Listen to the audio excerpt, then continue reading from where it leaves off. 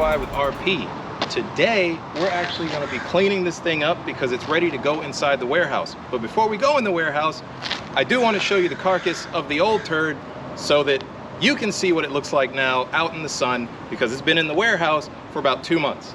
So, ugh, look at that.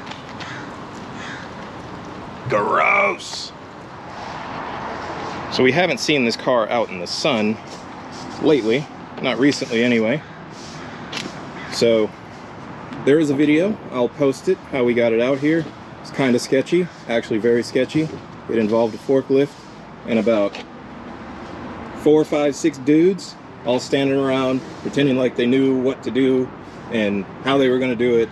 And in the end, I had to change my undershorts because it was kind of sketchy, seriously sketchy. So we got almost everything out of the car. You can see here, all the carpet, everything is out. The complete dashboard is out. The engine bay, almost completely stripped out. There's nothing left in there but hoses. That thing is no good anymore. And as you already know, everything's already gone from here. So the only other good thing left on this car really is the windshield, but we're not even going to bother trying to take that out because it'll probably just get destroyed. So this is it. It's ready to go to scrap. So let's go over to the other car and check that out. So this is the first time I'm really showing it out in the open. Before it was parked and, you know, we weren't really doing anything with it. But now you can actually see how it looks. It's got a flat tire, chrome wheels. It's black. This side was cleaned a couple of months ago, I think. So that's why it's a little bit more shiny on the bottom than it is everywhere else on the car. We've had some visitors here. I don't know if it's possums or raccoons or skunks or what, but anyway, they're everywhere. Little footprints and whatnot, some drips.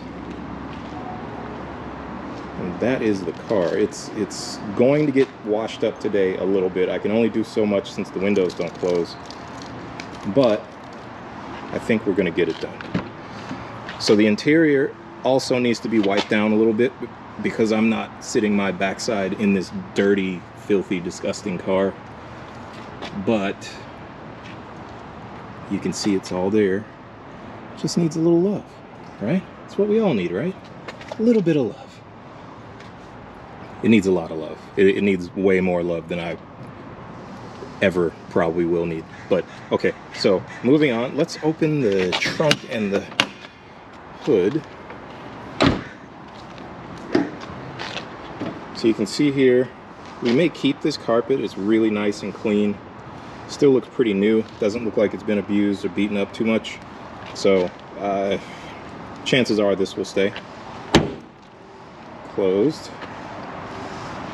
And then in the front, it's also pretty clean. Since the other car was crashed, we're going to have to keep all of this carpet in here. We may give it a quick scrub down, but for the most part, it's all complete. So all we need to do is clean it up. All right, let's wash this thing.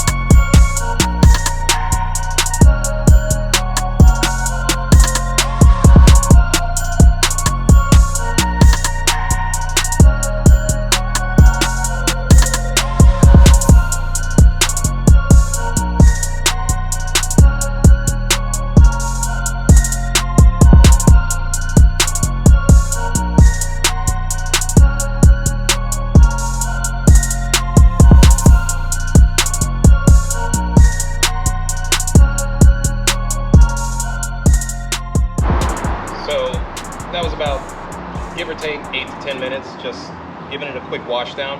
The paint actually feels like sandpaper, so it's going to need much more in-depth cleaning. But I mean, this car has just been sitting out, no love, no cover, windows don't close, it's filthy inside and out, and I mean, one little quick wash and it's a billion times better. So let's take a walk around and then we're gonna go inside and wipe the inside down.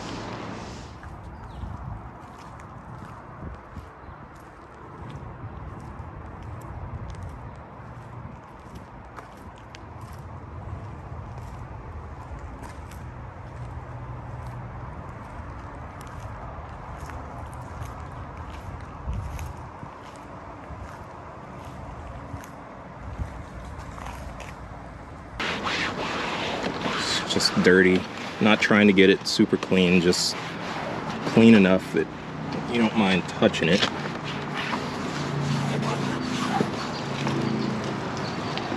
All these door panels and everything are going to be pulled off the car anyway, so it doesn't really matter what kind of condition they're in. But we're going to be wrenching and touching this thing, and it's one thing to get your hands greasy, it's a whole other thing to get them muddy from just the car not being clean. So I always try to do this, even if I'm working on somebody else's car for them.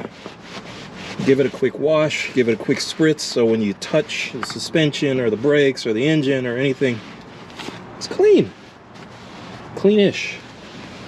As clean as it can be. How about that?